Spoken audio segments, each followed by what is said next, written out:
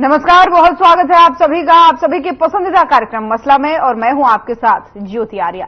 हरियाणा विधानसभा चुनाव की तैयारियां जोरों पर हैं। बीजेपी कांग्रेस की जंग इस चुनाव में और ज्यादा दिलचस्प होने वाली है, क्योंकि जहां बीजेपी खुद को 365 दिन चुनावी मोड में बताती आई है, तो वहीं इस बार कांग्रेस भी हरियाणा लोकसभा के परिणामों से उत्साहित होकर के खूब एक्टिव है और हमलावर मोड में नजर आ रही है। हरियाणा मांगे जवाब अभियान के जरिए हल्केवार बीजेपी की सरकार पर सवाल दागने के साथ ही कई आरोप भी लगा रही है, लेकिन इन सब सवालों का जवाब महेंद्रगढ़ में केंद्रीय गृह मंत्री अमित शाह देते हुए नजर आए हैं और कांग्रेस को तीखे तेवर भी उन्होंने दिखाए हैं। भूपेंद्र सिंह हुड्डा को चैलेंज देते हुए शाह ने कहा कि मैं बनिए का बेटा हूं, पाई पाई का हिसाब लाया हूं। कांग्रेस वाले आंकड़ों के साथ मैदान में आए, हमारे कार्यकर्ता राज्य की हर पंचायत में जाकर हिसाब देंगे, लेकिन कांग्रेस को भी अपने कुशासन और विकास न करने का हिसाब देना होगा। साथ ही उन्होंने कहा कि मेरे पास हरियाणा के 6225 गांवों के 10 साल का पूरा हिसाब है। दरअसल महेंद्रगढ़ के पाली में बीजेपी ने पिछड़ा वर्ग सम्मेलन का आयोजन किया, जिसमें केंद्रीय गृह मंत्री अमित शाह, सीएम नायब सिंह सैनी, बीजेपी के प्रदेश अध्यक्ष मोहनलाल वडोली समेत कई दिग्गज नेता शामिल हुए। आपको बताते चले कि 17 से 18 दिनों के अंदर ही अमित शाह का ये दूसरा हरियाणा दौरा है। इस बार पार्टी चुनाव में कोई कोर कसर नहीं छोड़ना चाहती, इसलिए दक्षिण हरियाणा और जीटी रोड बेल्ट की जिम्मेदारी और कमान खुद अमित शाह ने संभाली है।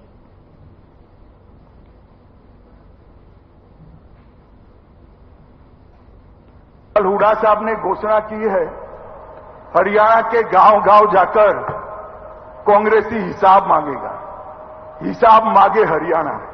हुड्डा साहब, हम क्यों डेबिट रखें? मैं तो हिसाब लेकर आया हूं और यहां से चुनौती देता हूं हुड्डा साहब, हमारे 10 साल और आपके 10 साल का हिसाब लेकर हरियाणा की जनता के पास जाइए। और आज मैं हरियाणा के भाजपा के एक एक कार्यकर्ता का आह्वान करना चाहता हूं। हिसाब वो क्या मांगेंगे, हम लेकर जाएंगे। हुड्डा साहब सुन लीजिए, मैं बनिया का बेटा हूं, पाई पाई का हिसाब लेकर आया हूं, पाई पाई का हिसाब। आपने 10 साल तक ऊपर और नीचे कांग्रेस की सरकार बनी, हरियाणा को क्या दिया? सिर्फ 41,000 करोड़ रुपया दिया। भाई और बहनों, कितना दिया? 41,000 करोड़। जोर से बोलो, रटना चाहिए। कितना दिया? और नरेंद्र मोदी और मनोहर लाल की सरकार 10 साल चली, इन्होंने 259 लाख करोड़ रुपया देने का काम नरेंद्र मोदी सरकार ने, आपसे 6 गुना पैसा हरियाणा को देने का नरेंद्र मोदी जी ने कहा। आज का जो हमारा कार्यक्रम हरियाणा मांगे हिसाब कार्यक्रम, हरियाणा मांगे हिसाब कार्यक्रम के माध्यम से कांग्रेस पार्टी घर घर पे जाए, घर घर तक जाएगी। कांग्रेस के कार्यकर्ता, कांग्रेस के नेता डोर टू डोर कार्यक्रम के माध्यम से हर घर में भाजपा सरकार की विफलताओं का पुलिंदा लेके भी पहुंचेंगे, क्योंकि हरियाणा हिसाब मांग रहा है 10 साल का भाजपा सरकार से। और कांग्रेस के संकल्प भी लोगों तक पहुंचाएंगे कि कांग्रेस के क्या संकल्प है, जब हमारी सरकार बनेगी तो हम क्या करेंगे। और लोगों से भी सुझाव लिए जा रहे हैं कि हमारी घोषणा पत्र में क्या क्या बातें हम शामिल कर सकें। जनता का मैनिफेस्टो हम तैयार करेंगे लोगों के सुझाव लेकर। जिन बातों को लेकर आज यमुनानगर में हमने एक लघु पद यात्रा करी। आपने देखा भीषण गर्मी में भी हजारों की संख्या में लोग जिस तरीके से उमड़ के आए, वो संकेत है कि हरियाणा के अंदर लोगों ने बदलाव का मन बना लिया है। इसके अतिरिक्त आज केंद्रीय गृह मंत्री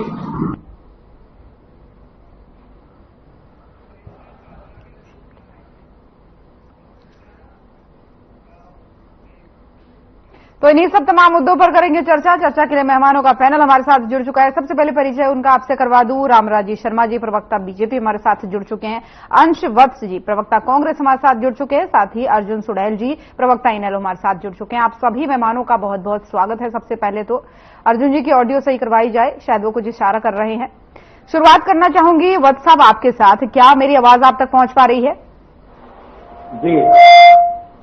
वत्स साहब, सवाल ये कि आप जो जवाब मांग रहे हैं सरकार से, जो हिसाब मांग रहे हैं, अमित शाह पहुंचे आज अपने सम्मेलन में, जो ओबीसी वर्ग का सम्मेलन आयोजित किया गया था, उसमें उन्होंने कहा कि पाई पाई का हिसाब दे रहे हैं। आपसे, आपकी सरकार से ज्यादा 6 गुना पैसा हमने हरियाणा को दिया है, 6 गुना ज्यादा विकास हमने किया है। तो तमाम सारे सवालों के जवाब क्या कांग्रेस को मिल पाए? देखिए, सबसे पहले आपके सभी दर्शकों को मेरा नमस्कार। मैं एक ही चीज कहना चाहूंगा कि वो किस हिसाब की बात कर रहे हैं, वो कौन सा हिसाब लेकर आए हैं कि आज हरियाणा में सर्वाधिक बेरोजगारी क्यों है, कि आज हरियाणा में 2 लाख सरकारी पद खाली क्यों है। क्या इस चीज का हिसाब वो दे सकते हैं? क्या इस चीज का हिसाब वो दे सकते हैं कि पूरे देश में सबसे ज्यादा बेरोजगारी आज हरियाणा में क्यों है, जहाँ पर डबल इंजन की सरकार है? क्या इस बात का हिसाब वो दे सकते हैं कि हरियाणा सबसे ज्यादा असुरक्षित प्रदेश महिलाओं के लिए क्यों है, जहाँ पर डबल इंजन की सरकार है, जहाँ पर प्रधानमंत्री जी ने बेटी बचाओ बेटी पढ़ाओ का नारा दिया था? आज इस चीज का जवाब दे सकते हैं कि आज हरियाणा में इतना ज्यादा अपराध क्यों बढ़ रहे हैं? आज वो इस चीज का जवाब दे सकते हैं कि क्यों आज घोटालों पे घोटाले हो जा रहे हैं हरियाणा में? आज किस बात को वो हिसाब देने की बात कर रहे हैं? आज इस बात का क्या वो हिसाब दे सकते हैं कि आज हरियाणा में आज हर एक वर्ग, चाहे वो बात हो सरकारी कर्मचारी वर्ग की, या फिर हमारी आंगनबाड़ी बहन या आशा वर्कर की बहनों की बात हो, या फिर वो बात हो किस प्रकार से सरपंच कई बार, टीचर्स कई बार, तमाम जो वर्ग है वो धरने प्रदर्शन करके अपनी मांगों को लेकर सरकार से लड़ता रहा बीते 10 साल में। तो वो कौन से हिसाब की बात कर रहे हैं? जब वो हिसाब की बात करते कि वो कांग्रेस से हिसाब देना चाहते, तो कांग्रेस हिसाब देती है कि हरियाणा जो हुड्डा जी की सरकार में रोजगार देने में बंद हुआ करता था, कांग्रेस हुड्डा जी की सरकार में सबसे ज्यादा कम अपराध के मामले में होता था। जहां हमने ये बात कही थी अपराधियों से कि या तो अपराधी हरियाणा छोड़ दें या तो वो अपराध करना छोड़ दें। हम इस बात के साथ हरियाणा में कानून व्यवस्था चला रहे थे। आज इस बात का क्या अमित शाह जी हिसाब दे सकते हैं कि आज से 2014 के बाद 7% क्यों आज महिलाओं के ऊपर हो रहे अपराध में वृद्धि हुई है? आज इन सब बातों का उनके पास हिसाब नहीं है, और इन्हीं सब बातों का हिसाब मांगने के लिए आज कांग्रेस पार्टी ने हरियाणा मांगे हिसाब अभियान चलाया है। तो वो ये कह रहे हैं आपसे, शाह साहब ये कह रहे हैं कि आप जो हमसे हिसाब मांगने वाले बन रहे हैं, हम तो लाए अपना हिसाब, लेकिन क्या आप अपने 10 साल के कुशासन और विकास न करने का हिसाब आप दे पाएंगे? ये सवाल भी खड़ा कर रहे हैं। नहीं, तो मैंने इसका जवाब दिया तो सही कि हम तो अपना बात रखते रहते हैं। हमने जब ये लोकसभा का चुनाव लड़ा, हमने लोकसभा के चुनाव में जहां जहां पे हमारी सरकारें थी वहां का उदाहरण देकर हमने अपनी बात रखी। हमने बात रखी कि जब हमारी राजस्थान में सरकार थी तो वहां पर हमने 25 लाख का स्वास्थ्य बीमा दिया, और उसी को हम राष्ट्रीय लेवल पे लाना चाहते हैं। हमने बात की कि जहां पर हमारी जब हरियाणा में सरकार थी तो हरियाणा में हमने कैसे रोजगार देने नॉर्मल बनाया था हरियाणा को। हमने बात की कि हमने कैसे किसानों को सुना था। हमने वो तस्वीरें देखी है जब मनमोहन सिंह जी ने किसान नेताओं से मुलाकात की थी, लेकिन प्रधानमंत्री मोदी जी आज तक किसानों से एक बार भी मुलाकात नहीं कर पाए। तो किस बात का हिसाब मांगते हैं कांग्रेस पार्टी से? अच्छा, एक चीज और उन्होंने कही, उन्होंने कहा कि आप हमसे हिसाब मांग रहे हैं, लेकिन हिसाब आपको क्या, हम तो लोगों, हमारे कार्यकर्ता लोगों के बीच जाएंगे, पंचायतवार जाएंगे, उनको जवाब देंगे, और जा भी रहे हैं। उनके नेता जाए, उनके नेता तो लोकसभा चुनाव में भी गए थे, लेकिन क्या परिणाम रहा? 5 सीटों का नुकसान रहा। उनको कितनी विधानसभाओं से हाथ धोना पड़ा। आज 46 विधानसभा में कांग्रेस की बढ़त है, तो वो उनके नेता जाए ना जाए उससे कोई फर्क नहीं है। आज जनता ये देखना चाहती है कि जब किसान जब दिल्ली जाते हैं तो क्या मुख्यमंत्री जी उनका सहयोग करते हैं या नहीं। लेकिन आज दुर्भाग्य ये कि मुख्यमंत्री जो थे हरियाणा के मनोहर लाल खट्टर जी, वो किसानों को रोकने का काम करते हैं, कहीं वो बैरिकेडिंग बिछाने का काम करते हैं, किसानों को आंसू जैसे गोले रखने का काम करते हैं। वो लोगों के बीच में तब क्यों नहीं जाते जब तमाम जो हर एक वर्ग है, चाहे वो बात सरपंच हो या फिर वो बात टीचर की या फिर वो बात छात्रों की, उनके बीच में उनकी समस्या सुनने के लिए क्यों नहीं जाते हैं? हरियाणा के झज्जर जिले में एक इंस्टीट्यूट है, वहां पे नीट का पेपर लीक की बात आती है कि वहां पे तमाम स्कूल का जो मैनेजमेंट था वो भाजपा का कार्यकर्ता थे। तो वो भाजपा के कार्यकर्ता किस मुंह से जाने की बात करते हैं? आपके विधायक के ऊपर महिला यौन उत्पीड़न का मामला है और मुख्यमंत्री उसमें कोई कार्रवाई नहीं करते, तो आप किस मुंह से आप जनता के बीच में जाने की बात करते हैं? आप किस मुंह से जनता के बीच में बात करते हैं? जब आप तमाम वर्ग जब धरना प्रदर्शन करते हैं तो उनका आप लाठी डंडे चलवाते हो किसी का आप मधुमक्खी डालने की बात करते हो, आप किस मुंह से जनता के बीच में जाने की बात कर रहे हो? चलिए ठीक है, शर्मा जी हमारे साथ बने हुए हैं बीजेपी प्रवक्ता के तौर पर। शर्मा जी आवाज आ रही मेरी? जी जी जी ज्योति जी। अमित शाह जी पहुंचे तो उन्होंने जवाब भी दिए, लेकिन कांग्रेस उनके जवाबों से संतुष्ट नहीं है। वो कह रही कि जो सवाल हमारे हैं, जो विकास के सवाल है, उन पर जवाब उन्होंने नहीं दिया। और अगर आपके जो कार्यकर्ता है वो जाते भी हैं इस क्षेत्र में तो क्या जवाब देंगे? लोग उनको सुनने के लिए तैयार नहीं है। देखो ज्योति जी, जैसा कि आपको मालूम है, माननीय अमित शाह जी केंद्रीय गृह मंत्री हैं और एक चाणक्य के नाम से वो प्रसिद्ध हैं, प्रसिद्ध रणनीतिकार हैं और संगठन कौशल हैं। जब वो बीजेपी के राष्ट्रीय अध्यक्ष थे तो बीजेपी को विश्व की सबसे बड़ी पार्टी को दर्जा दिलाने में, उसको वहां तक पहुंचाने में उनकी अहम भूमिका रही है। जम्मू कश्मीर से धारा 370 और 35 से हटाने में भी उनकी अहम भूमिका रही है। और मैं समझता हूं वो अभी हरियाणा में आए हैं और उनका जिस तरह से हमारे को आशीर्वाद मिल रहा है, उन्होंने कहा ये क्या हिसाब मांगेंगे, मैं बढ़िया का बेटा हूं, हिसाब तो मैं लेकर आया हूं। पहले 10 साल का ये अपना भी तो हिसाब दे, 10 साल इन्होंने क्या किया है। हम हमारे कार्यकर्ता इनकी झूठ का पर्दाफाश करने के लिए खुद हर एक घर में जाएंगे। जिस तरह से इन्होंने झूठ बोला, जिस तरह से इन्होंने ओबीसी समाज का हितैषी होने का नौटंकी किया, क्योंकि 56 साल में ओबीसी समाज के मुख्यमंत्री हमारी पार्टी ने बनाया। 5% बीसीडी में आरक्षण का नोटिफिकेशन भी हो गया है पंचायत और नगर निकाय चुनाव में, और क्रिमिनल की आय 6 से 8 लाख कर दी है। आरक्षण हमने 15 से 27% बढ़ा दिया है और विश्वकर्मा योजना शुरू कर दी है। ओबीसी आयोग का गठन हमने किया और 71 मंत्रियों में से 27 मंत्री ओबीसी समाज के हैं। तो इन्होंने ओबीसी समाज के लिए क्या किया? इनकी झूठ का पर्दाफाश करने के लिए हमारा कार्यकर्ता घर घर जाएगा। जिस तरह से इन्होंने झूठ बोला भाई आरक्षण खत्म किया जा रहा है, इन्होंने झूठ बोला संविधान बदला जा रहा है, इन्होंने झूठ बोला बहनों के खाते में 1 लाख रुपए सालाना आएंगे और 8,500 रुपए महीना आएंगे। खटाखट फटाफट वाले ये भागे फिर रहे हैं, बहनें इनके पीछे पीछे दौड़ रही हैं। लेकिन खटाखट वाले फटाफट वाले सवाल है वो रोजगार को लेकर के भी है, विकास को लेकर के भी है। रोजगार का क्या है, कोई ब्यौरा अमित शाह जी ने नहीं दिया, उनका कहना है। देखो रोजगार की बात, मैं रोजगार पर आ जाता हूं। सबसे ज्यादा रोजगार हमारी सरकार ने दिया है और इनके टाइम में क्या होता था, भर्तियां किस आधार पर होती थी हरियाणा के जन जन को पता है। जातिवाद, परिवारवाद, क्षेत्रवाद, भाई भतीजावाद। मुख्यमंत्री अपने आदमियों को नौकरी लगाता था। हमने और खर्ची पर्ची भी चलती थी इनके टाइम में।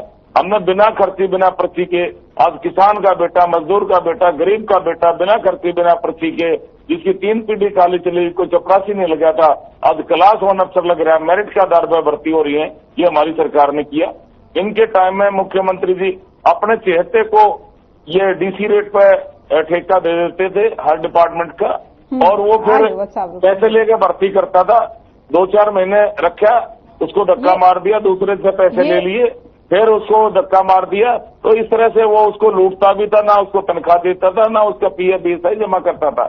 हमारी सरकार ने पारदर्शिता के आधार पर ये भर्ती की, कौशल रोजगार निगम बनाया और उसमें मेरिट के आधार पर भर्ती की। सबसे ज्यादा भर्तियां हमने की। और ये रोजगार की बात करते हैं। शर्मा जी एक बड़ा सवाल वो सरकारी नौकरी को लेकर भी पूछ रहे हैं। देखिए कौशल विकास निगम के तहत जो भर्तियां होती है उनमें सरकारी भर्तियों का कोई खासा वो नहीं होता है। खैर मैं आपसे इस बारे में चर्चा करूंगी, लेकिन वत्स साहब छोटा सा जवाब देना चाह रहे हैं, उसके बाद अर्जुन जी के पास आऊंगी। वत्स साहब छोटा सा रिएक्शन दीजिए। शर्मा जी लौट रहे, 1 मिनट रुके। इन्होंने जम्मू कश्मीर की बात की कि अमित शाह जी का बड़ा योगदान था धारा 370 के लिए। मैं एक चीज कहना चाहूंगा कि मोदी जी को शपथ लिए हुए 1 महीना हो चुका है, लेकिन 1 महीने में किस प्रकार से 6 आतंकी हमले जम्मू कश्मीर में हो चुके हैं, इस चीज का जवाब आज बीजेपी प्रवक्ता के पास नहीं है। इन्होंने बात की कि कांग्रेस पार्टी ने झूठ बोलकर ये चुनाव लड़ा है।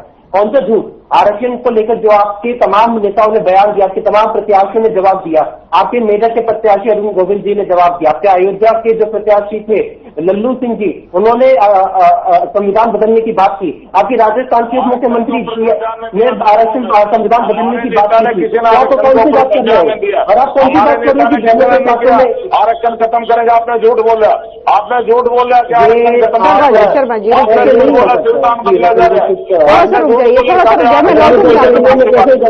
मैं लौटूंगी आपके पास व्हाट्सएप, आपसे भी जवाब लूंगी। खैर आपको भी रोक रही हूँ यहाँ पर। अर्जुन जी भी हमारे साथ लगातार बने हुए हैं। अर्जुन जी, मेरी आवाज आप तक पहुंच पा रही है?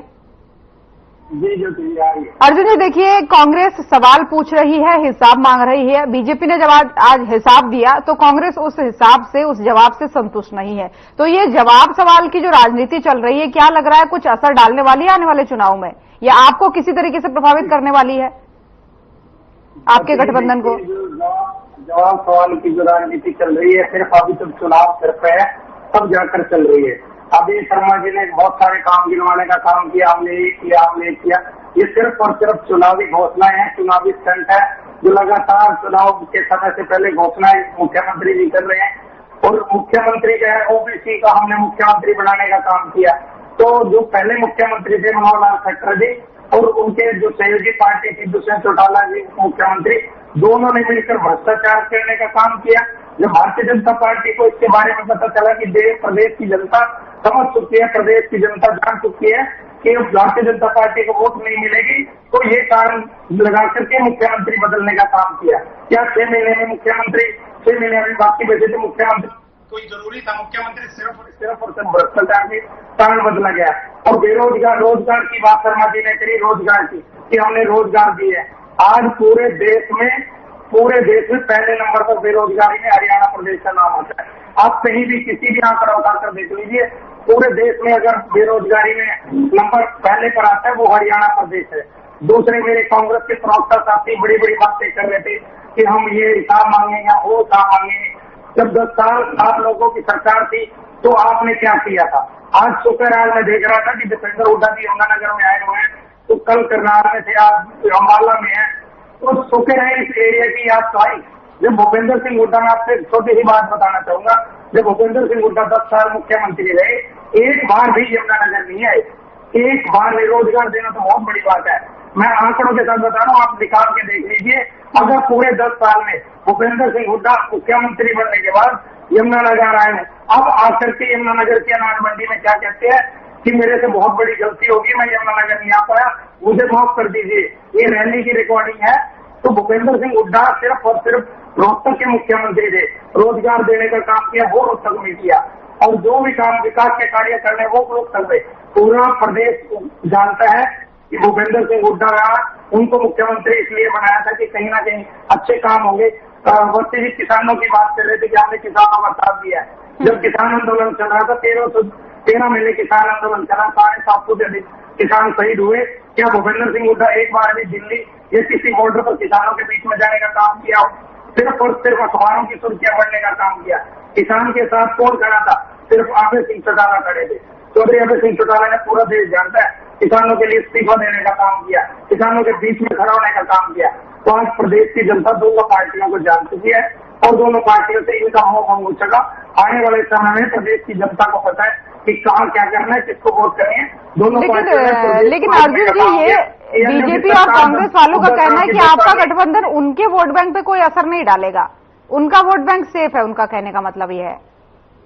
ज्योति जी देखिए, गठबंधन की हम बात करें, किसान कमेरे दलित का गठबंधन है और किसान कमेरे की आवाज बनकर अभय सिंह चौटाला जी और बहुजन समाज पार्टी को, आपको पता है कि वो दलित की पार्टी मानी जाती है, और पूरे किसान कमेरा दलित मिलकर के एक प्रदेश में अच्छा मैसेज दिया, लोगों ने गठबंधन का स्वागत किया है। लेकिन दलितों का और ओबीसी का सबसे बड़ा हितैषी तो बीजेपी की सरकार है, जो बीजेपी पार्टी है वो खुद को बताती है, वो कहती है कि दलितों के हितैषी सबसे बड़े हम हैं, किसानों के बारे में सोचने वाली सबसे बड़ी पार्टी बीजेपी पार्टी है। जो चीजें देखे, किसानों के साथ क्या किया, दलितों के साथ क्या किया, सरपंच पर लाठी चलाने का इन्होंने काम किया, कर्मचारियों पर लाठी इन्होंने चलाने का काम किया। कितने किसान शहीद हो गए, तब जाकर के कहीं ना कहीं किसान आंदोलन को वो भी सब ये लगा कि अब हरियाणा प्रदेश की जनता भारतीय जनता पार्टी को बिल्कुल भी कहीं पर भी एक भी वोट नहीं देगी। सब जा करके कहीं ना कहीं वो काले कानून वापस लेने का काम किया। तो न किसान की हितैषी है, न दलित की है।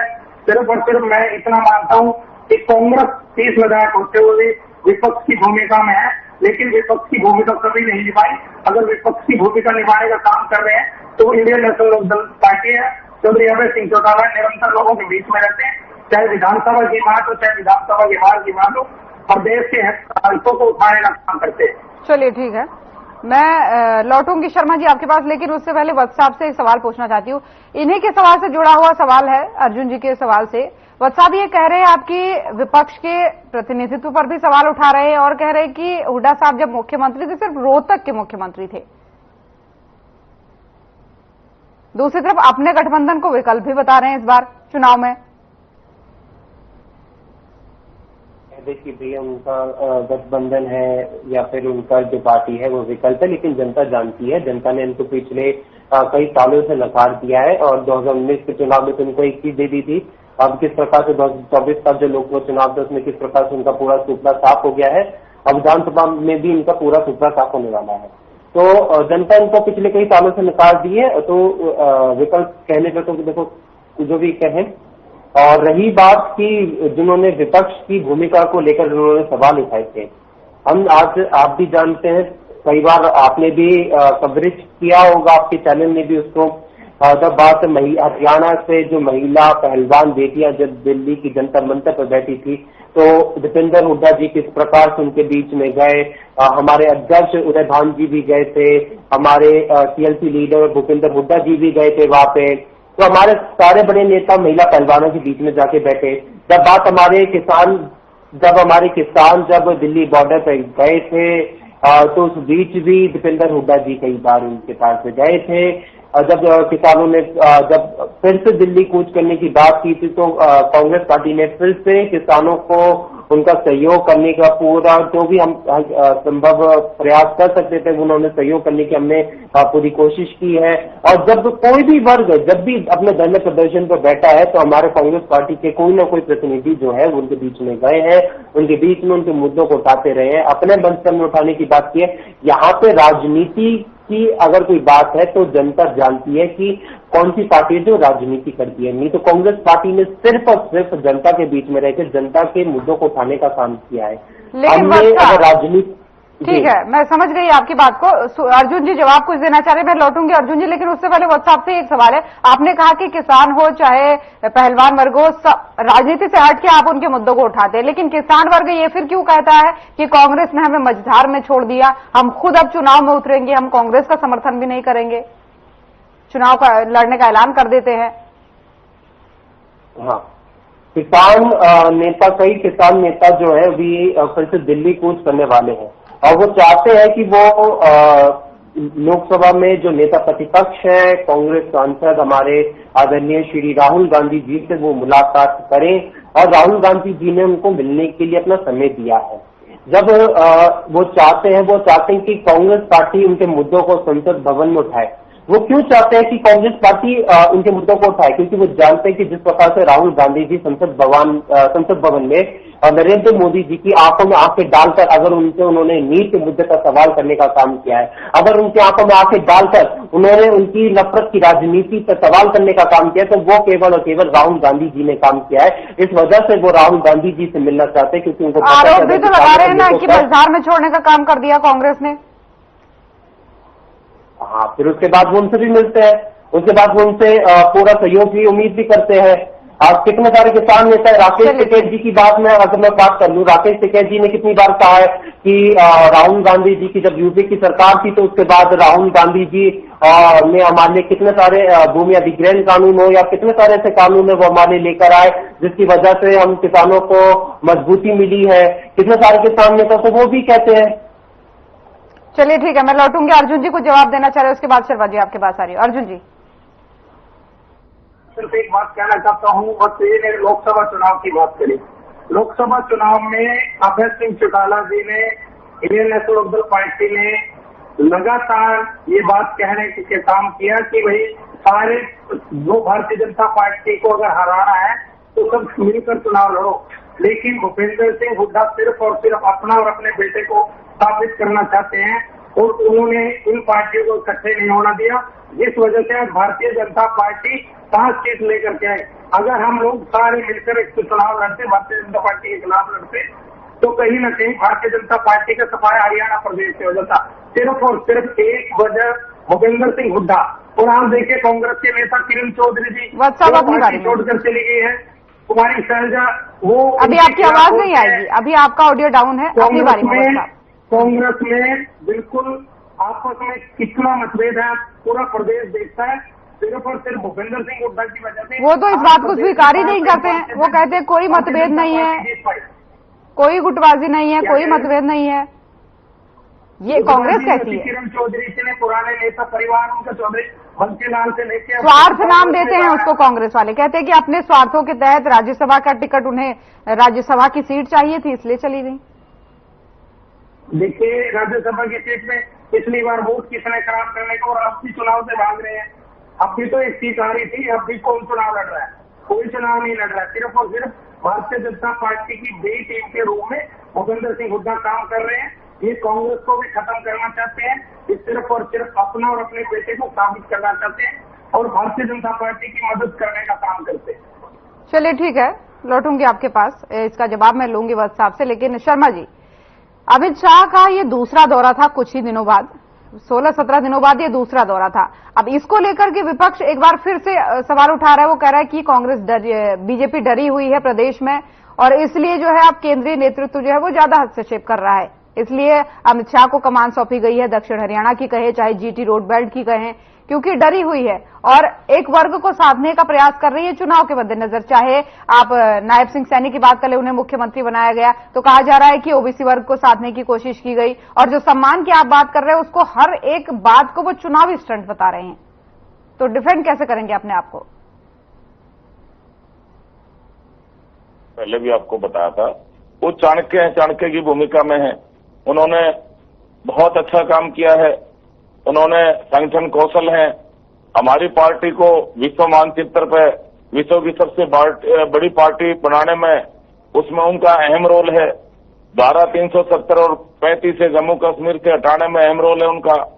तो मैं समझता हूं वो बहुत बड़े रणनीतिकार हैं और जहां भी चुनाव होता है वो तकरीबन सबकी कमान उनके हाथ में रहती है, क्योंकि प्रसिद्ध रणनीतिकार है, चाणक्य है।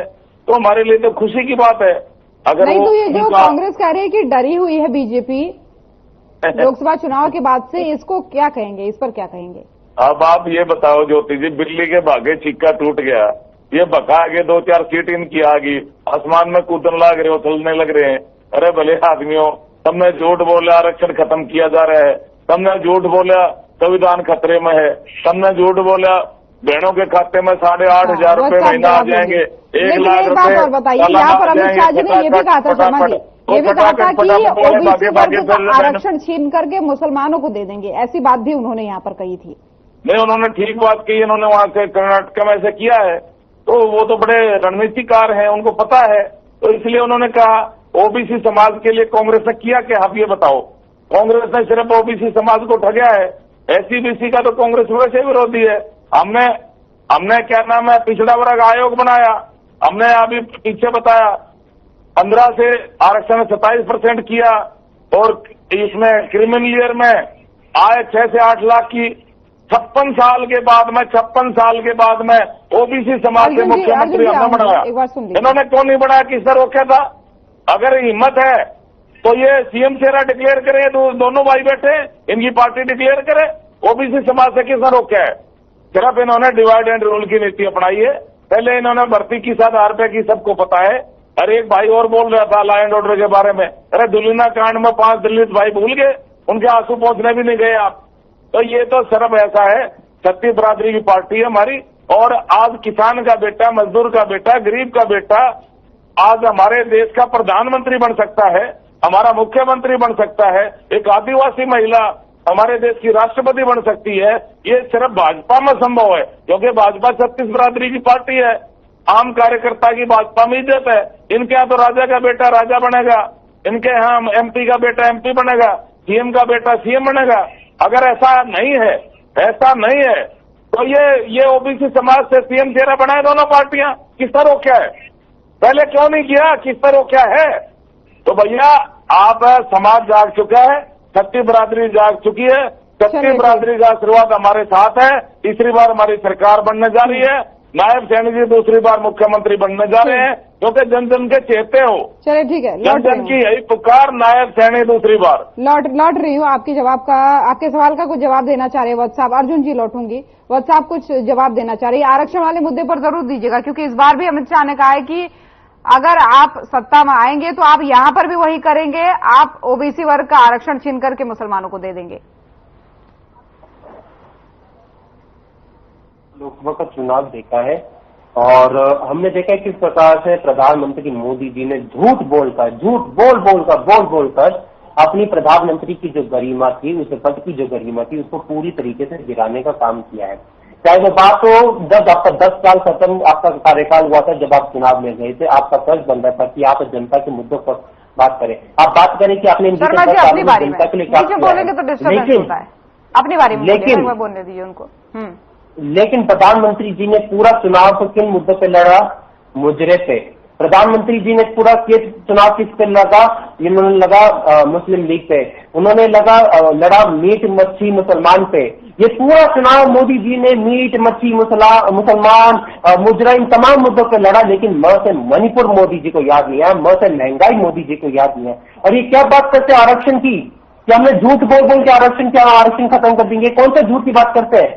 मैंने भी आपको गिनाया और ये आपके पास ये तमाम क्लिप भी होंगी कि चाहे वो बात भाजपा के मेरठ के प्रत्याशी अरुण गोविल जी की बात हो, अयोध्या सिंह के प्रत्याशी लल्लू सिंह जी की बात हो, इनकी राजस्थान की जो उप मुख्यमंत्री है उनकी बात हो, तमाम ज्योति मिर्धा की बात हो, उनकी जो राजस्थान से प्रत्याशी थी, इतने सारे इनके प्रत्याशी, इतने सारे बड़े बड़े नेताओं के मैंने नाम गिना दिए। राजस्थान के उप मुख्यमंत्री तक कह रही है इनकी कि आप हमें 400 सीटें दे दीजिए, हमें संविधान बदलना है। इनके मेरठ के प्रत्याशी कहते हैं कि आप हमें 400 सीटें दे दीजिए, हमें आरक्षण खत्म करना है। उसके बाद कांग्रेस पर सवाल उठाते कि हमने झूठ बोले। आप अपने नेताओं को बोलिए क्या बात है, बयानबाजी ना करें। अब वो किस हैसियत से ये बयानबाजी कर रहे थे? और ये जो बात कर रहे थे कि हमने झूठ बोला कि समझ नहीं आ रहा आप क्या करें, एक बात सुन लीजिए उनको। मैं आपके पास आऊंगी तो फिर आपको पूरा मौका दूंगी। और इन्होंने एक और बोला कि हमने झूठ बोला कि हम बहनों के खातों में डालेंगे पैसे। तो उस चीज को लेकर आप या तो एक चीज जानते हैं, हमने कहा था कि जब हमारी सरकार बनेगी उसके पश्चात आपसे मैं एक सवाल पूछूंगा। वादा तो आपने भी किया था 15 लाख रुपए सबके बैंक अकाउंट में डालने का। मैं आपसे पूछता हूँ कि आपके बैंक अकाउंट में आए 15 लाख रुपए? यहाँ पे से कितने लोगों के बैंक अकाउंट में 15 लाख रुपए आए? आज एक भी व्यक्ति के बैंक अकाउंट में नहीं आए, क्योंकि जब चुनाव जीत गए तो उसके बाद अमित शाह जी ने कहा था कि ये सिर्फ एक जुमला है। और हमने ये बात कही थी कि अगर हमारी सरकार बनती है तो उसके बाद हम देंगे। आज हमारी जहां जाकर भी सरकारें, चाहे वो बात हो हिमाचल की, चाहे वो बात हो कर्नाटक की, चाहे वो बात हो तेलंगाना की, जहां जाकर भी हमारी सरकार है, हमने जो भी वादे किए थे जनता को हमने पूरे करने का काम किया है। ये जो बड़ी बातें करते हैं अमित शाह जी की, इन्होंने बात किया ओबीसी को लेकर, तमाम इतनी सारी बातें की। और जो ओबीसी का इन्होंने जो क्रीमी लेयर को मनोहर लाल खट्टर जी ने ही वो 8 लाख से घटा के 6 लाख कर दिया था, इस पर इनको कोई जवाब नहीं है। नहीं, वो कह रहे कि सैनी साहब ने अब 6 से 8 कर दिया वापस। तो घटाया क्यों? सबसे बड़ा सवाल ये है, घटाया क्यों? जानेंगे शर्मा जी से, लेकिन उससे पहले अर्जुन जी कुछ कहना चाह रहे हैं। अर्जुन जी देखिए, ये एक दूसरे पर 2 बड़े आरोप हैं जो इस लोकसभा चुनाव में लगे। वो कहते हैं बीजेपी वाले कि इन्होंने संविधान को लेकर झूठ फैलाया, कांग्रेस वाले कहते हैं कि आरक्षण को लेकर झूठ फैला रहे हैं। आप इसमें कुछ सच देख पा रहे हैं?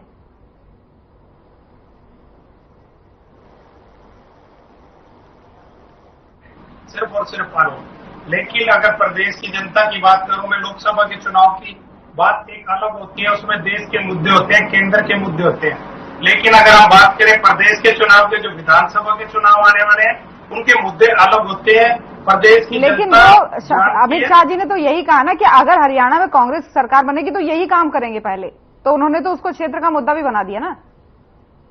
नहीं, देखिए अमित शाह भी अब जब चुनाव आता तब हरियाणा प्रदेश की याद आ जाती है। भारतीय जनता पार्टी से लोगों का मोह भंग हो चुका है, मुख्यमंत्री ये बदलने का काम करते हैं। और रही बात लोकसभा चुनाव के मुद्दों की, वो मुद्दे अलग होते हैं। प्रदेश की जनता जानती है कि जब किसान आंदोलन होता है या कोई भी मुद्दा प्रदेश को होता है, आप भी लगातार अपने चैनल से कवरेज दिखाते हो। विधानसभा में अगर कोई आवाज उठाने का, दमदार आवाज उठाने की बात करता है तो वो चौधरी अभय सिंह चौटाला जी होते हैं। वो लगातार आवाज उठाने के कारण जो है विधानसभा के साथ साथ तो सड़क पर भी आपने देखा होगा कि सड़क पर भी लोगों के मुद्दों को लेकर हमेशा लगातार निरंतर लोगों के बीच में रहते हैं। चाहे वो कोई चुनाव हो, जिला परिषद का चुनाव हो, नगर परिषद का चुनाव हो और कोई भी उपचुनाव हो, हमने अपने सिंबल पर चुनाव लड़ने का काम किया। और ना बीजेपी अपने सिंबल पर चुनाव लड़ रही थी, जिला परिषद, नगर निगम, और न कांग्रेस अपने सिंबल पर चुनाव लड़ रही थी। हाँ, इंडियन नेशनल लोकदल पार्टी हमेशा से लोगों के बीच में रहती है और आने वाले चुनाव में भी लोगों के बीच में जो बसपा इनेलो का गठबंधन है वो एक बहुत अच्छा गठबंधन है। लोगों ने इसका स्वागत किया है। हम लोगों के बीच में जाएंगे, लोगों को पता है कि कौन सी पार्टी उनकी तीसरी है और लोकसभा चुनाव में इंडियन नेशनल लोकदल पार्टी और बसपा की गठबंधन की सरकार बनेगी और लोगों के हित के कार्य करेंगे। चाहे किसान हो, चाहे कमेरा हो, चाहे दलित हो, चाहे कोई भी वर्ग हो, हर वर्ग के काम करेंगे। पहले भी हमने पेंशन भी सिर्फ चौधरी देवीलाल जी ने 100 रुपए शुरू की थी, उसको 7500 रुपए करने का काम करेंगे। और भी बहुत सारे वादे हम जो कर रहे हैं वो पूरा करेंगे और हमने पहले भी पूरे किए हैं। तो सिर्फ और सिर्फ वादे करने से कुछ नहीं होता, उनको पूरा भी करना होता है। तो आपके कौन से इस बार प्रमुख मुद्दे हैं? देखिए, हमारे मुख्य में मैंने बताया पेंशन हम 7500 रुपए करेंगे और एमएसपी की गारंटी का कानून बना है। इसके लिए निरंतर पहले भी प्रयास किया, आगे भी प्रयास करेंगे और 2100 रुपए बेरोजगारी भत्ता हम देने का काम करेंगे। और दूसरी बात, हर गृहिणी को गैस सिलेंडर हर महीने मुफ्त में देने के साथ साथ उसको 1100 रुपए रसोई खर्च के साथ साथ देने का काम करेंगे। और भी बहुत सारे मुद्दे जो हमारे चुनावी घोषणा पत्र में होंगे वो भी सब पब्लिक के सामने होंगे और एक अच्छी सरकार देने का काम करेंगे। शर्मा जी, देखिए वो कहते हैं कि अगर आप क्रीमी लेयर की जो आपने 2 लाख की बढ़ाई है, अगर उसको अपनी उपलब्धि में गिनाने का काम करते हैं तो उसको कम क्यों किया, उसका जवाब भी आप ही देंगे। देखो, इन्होंने वो जवाब तो दिया नहीं। मैं वो ओबीसी समाज के लिए क्या किया। पहले इनकी सरकार बनी, 66 में हरियाणा राज्य का गठन हुआ। पहले मुख्यमंत्री राव वीरेंद्र सिंह जी थे, ओबीसी समाज से संबंध रखते थे। उसके बाद में इनकी कब तक कितनी सरकार रही, इन्होंने ओबीसी समाज के लिए क्या किया, पहले तो ये जवाब दें। दूसरा, इन्होंने ओबीसी समाज से क्यों नहीं सीएम बनाया, ये भी जवाब दें। क्योंकि बीजेपी तो 36 बिरादरी की पार्टी है, सबको बराबर मानती है और जो बीजेपी ने कर दिया आज तक ये कर नहीं पाए। तो ये पहले तो अपना जवाब दें। अरे हम तो जन जन तक जाएंगे, अपना हिसाब लेके भी जाएंगे और आपकी झूठ का पर्दाफाश भी करेंगे। आपकी काट की अंडेक बाट चढ़ के आगे चढ़ने वाले नहीं है। आपने झूठ बोला आरक्षण खत्म किया जा रहा है, अभी बोल रहे थे कि आपके उन्होंने बोला, जबकि हमारे किसी भी कैंडिडेट ने नहीं बोला आरक्षण खत्म किया जा रहा है। इन्होंने झूठ फैला दिया आरक्षण खत्म किया जा रहा है। इन्होंने झूठ बोला संविधान बदला जा रहा है। इन्होंने झूठ बोला बहनों के खाते में 8,500 रुपए महीना आएंगे, 1 लाख रुपए सालाना आएंगे, खटाखट फटाफट। वो खटाखट फटाफट वाले भागे भागे पर रहे। समाज छत्ती बिरादरी जाग चुकी है, छत्ती बिरादरी का आशीर्वाद हमारे साथ है।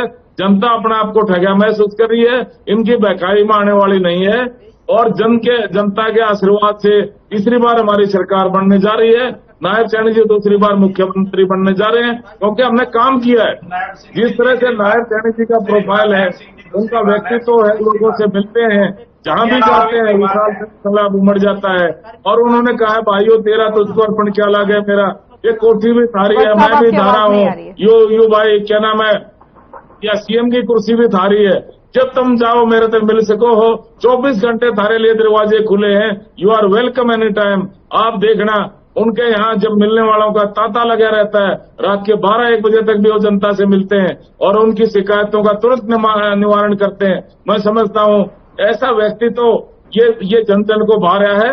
और अभी पीछे ये सरपंचों की बात कर रहे थे, मैंने 2-4 सरपंचों से मैंने भी बात किया। मैं बोला भाई बताओ कैसा लगे आपको मुख्यमंत्री से मिलकर।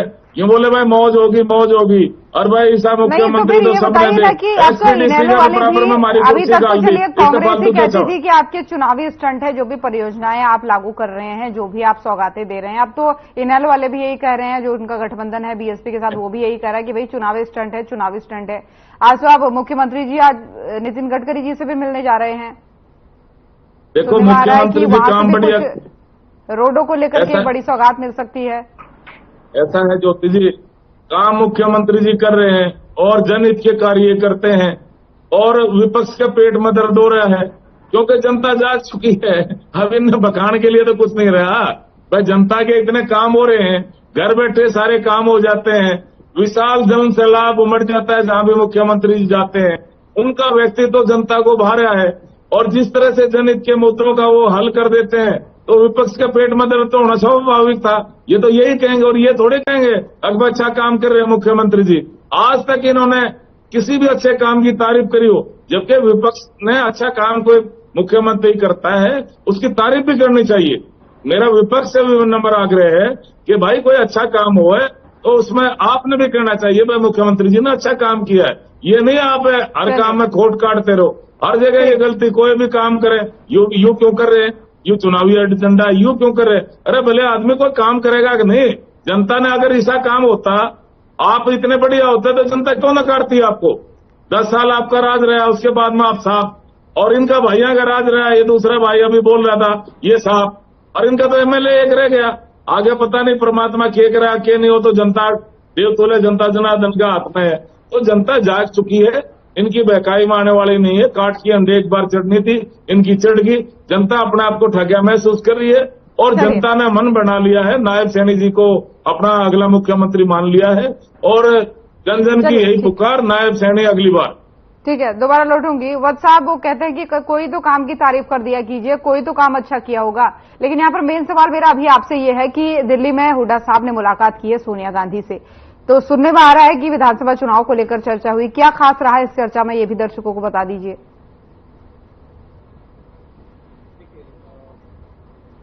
जो एक वो मुलाकात रही है उनकी, उसको लेकर वो बेहतर तरीके से इसका जवाब दे पाएंगे कि क्या विशेष बातें वहां से रही है।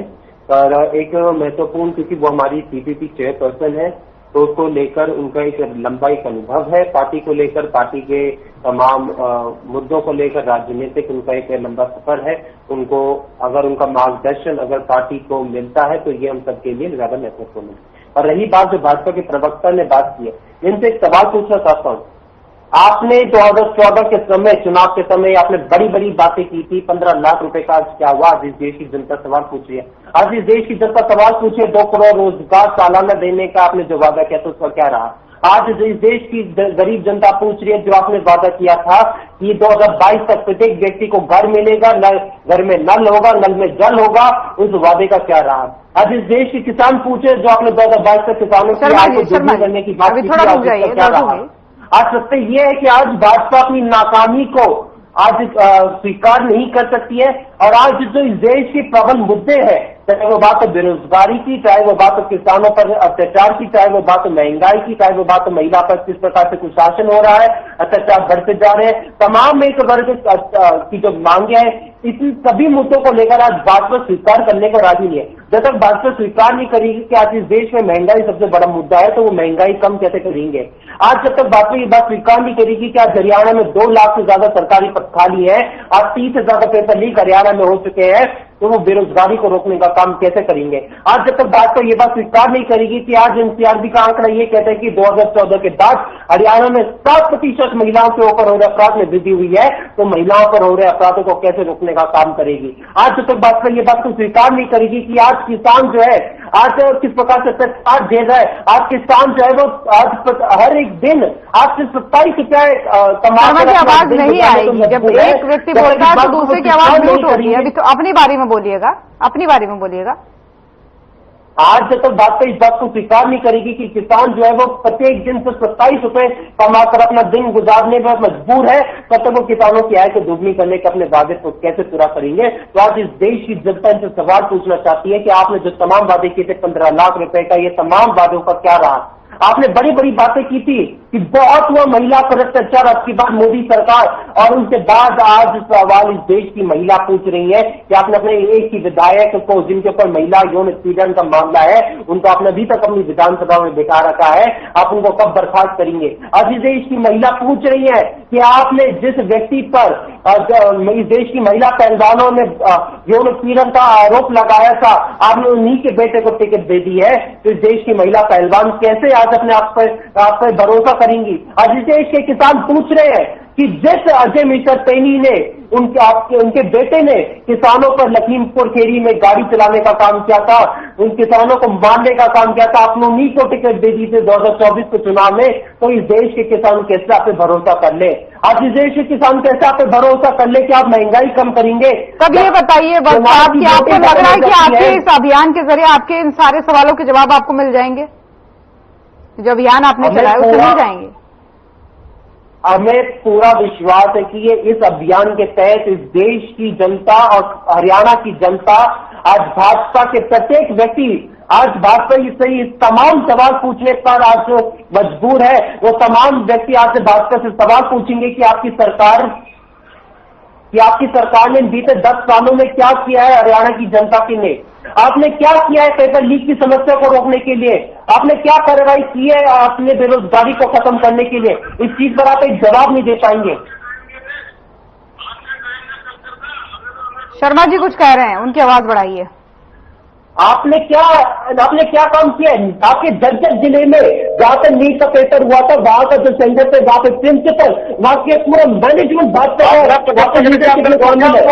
ये तो आपके टाइम का कल्चर है। हमने तो पकड़ के अंदर धोखे उनको। आज तमाम गुजरात आज चाहे बात गुजरात की, आज चाहे बात मध्य प्रदेश की, आज चाहे बात बिहार की, आज चाहे बात उत्तर प्रदेश की, जहाँ जाके भाजपा या एनडीए की सरकार है, आज वहाँ पे नीट पेपर के मामले का आरोपी पकड़े जा रहे हैं। आज गिरफ्तार बाहर से भाजपा की सरकार है और आगे से ज्यादा लोग जो है वो पाए जा रहे हैं जो कि भाजपा के कार्यकर्ता है। आज मुख्यमंत्री जी किसान के साथ हैं। मुख्यमंत्री जी खुद किसान के बेटे हैं, उन्होंने खुद किसानी करी। लेकिन किसान तो आप चुनाव लड़ने की बात कर रहे हैं शर्मा जी। आपकी सरकार किसानों के साथ है, किसान तो आप खुद कह रहे हैं कि हम प्रदेश में चुनाव लड़ेंगे। ऐसा है, हम तो किसान हितैषी, हम ये कह रहे हैं, ये किसान हितैषी होने का नोटिस नहीं कर रहे। इनके टाइम में क्या होता था, सस्ते भाव में किसान की जमीन हड़प लेते थे, महंगे भाव में। देखिए अब कौन किसान हितैषी है कौन नहीं है, ये फैसला भी हरियाणा की जनता ही करेगी और वो कुछ ही समय बाद जाकर फिर उसको क्या नाम है, सस्ते भाव में हड़प लिया, महंगे भाव में बिल्डर को बेच दिया। 1-2 रुपए के प्राकृतिक आपदा में इनके टाइम आते थे।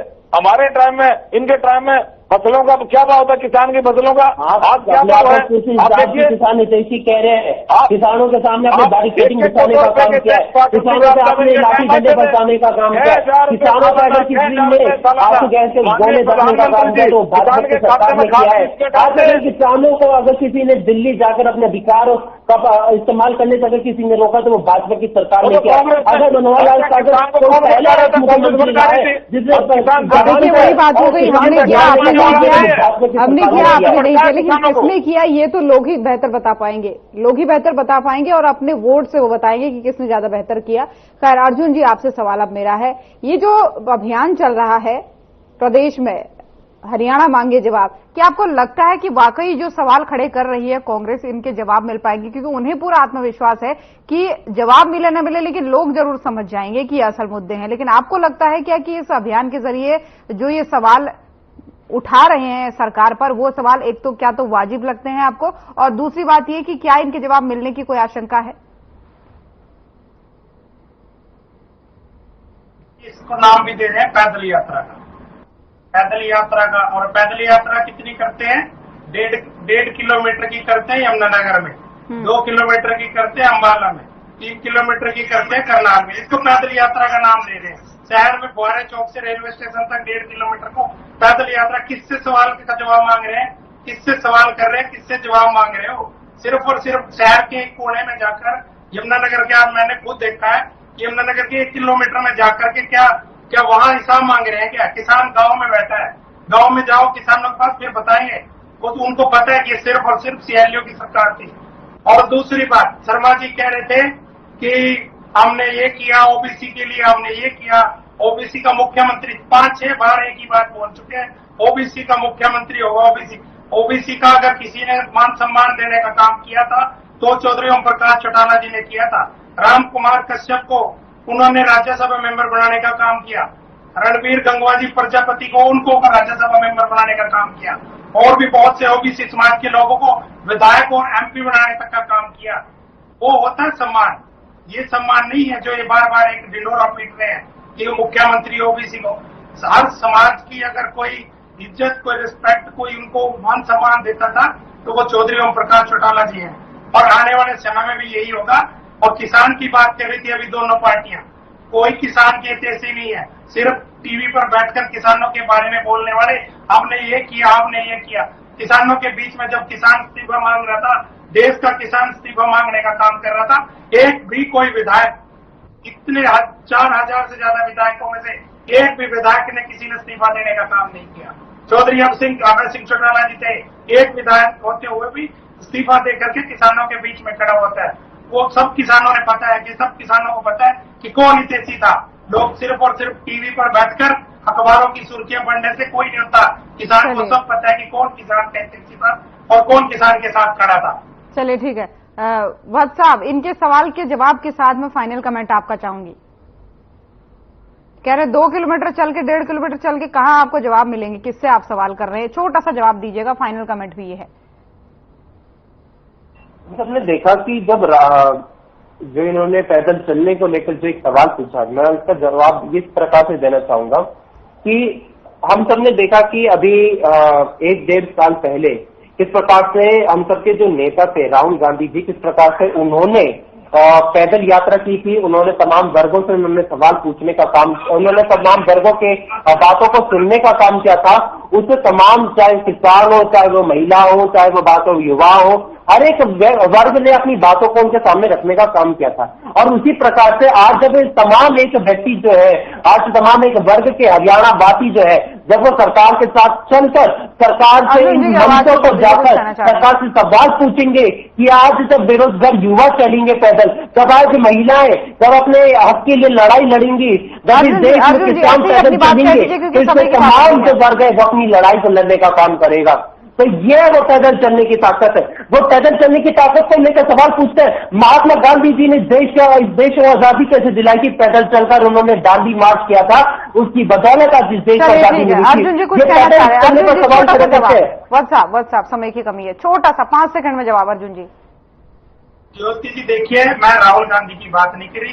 जो सवाल आज है, जो प्रदेश में पैदल यात्रा की बात कर रहे हैं, किससे जवाब मांग रहे हैं? आधा किलोमीटर चलकर हमने 4200 किलोमीटर पैदल यात्रा हरियाणा प्रदेश के गांव-गांव में, हर शहर में जाकर लोगों को जागरूक करने का काम किया। लोगों के हाव भाव, लोगों के बीच में बैठकर रात गुजारने का काम किया। वो होती है पैदल यात्रा, वो होता है लोगों के बीच में सिर्फ और सिर्फ ढकोसला करने का काम कर रहे हैं। और जब ये यात्रा कर रहे हैं ना ज्योति जी, एक और बड़ी बात, जब दीपेंद्र जी यात्रा कर रहे हैं तो कांग्रेस का कोई भी गुट, चाहे वो शैलजा गुट हो, चाहे वो सुरजेवाला गुट हो, चाहे कोई भी गुट हो, वो उस यात्रा में शामिल नहीं है। यहाँ तक कि हमारे सढौरे की विधायक रेणु वाला है, वो भी इस यात्रा में। चलिए ठीक है, इस पर भी करेंगे कभी चर्चा। फिलहाल बहुत बहुत धन्यवाद आप सभी मेहमानों का हमारे साथ इस खास चर्चा में शामिल होने के लिए। तो हरियाणा में चुनाव नजदीक आने वाले हैं और उससे पहले पार्टियों की अपनी जो राजनीति है वो लगातार जारी है। एक दूसरे से सवाल जवाब कर रहे हैं, एक दूसरे के कामों का हिसाब मांग रहे हैं। और इसी कड़ी में आज महेंद्रगढ़ पहुंचे केंद्रीय गृह मंत्री अमित शाह और वहां पर उन्होंने कांग्रेस को भी जवाब देने का काम किया। तो फिलहाल आज के मसले में इतना ही। नमस्कार।